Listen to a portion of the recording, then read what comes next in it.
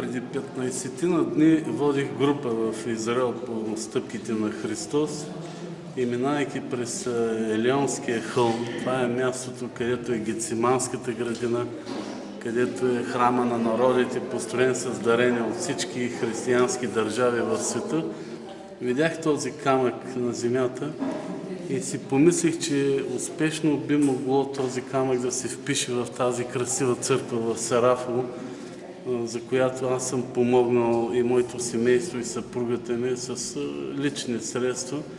И тя е построена от средствата на мои приятели, тук, с които живея вече много години. И така наведах си и взех този камък с чувството, че правя някакво добро дело.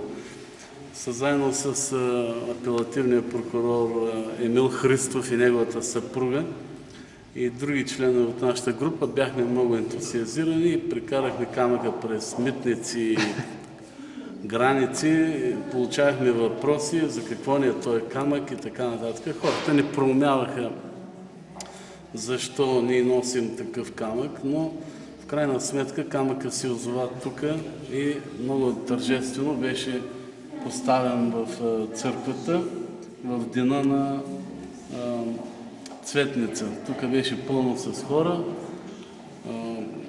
раздаваха се върбови клонки и всички бяха свидетели на камъка, как той беше поставен. Камъка е от светение на Божи гроб, лично от мен, така че той има стойност много сериозна.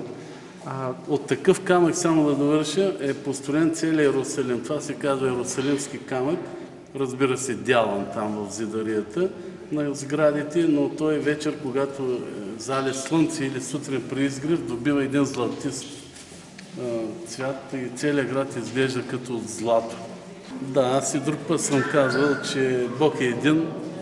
Всички религии апелират към мир, към доброта.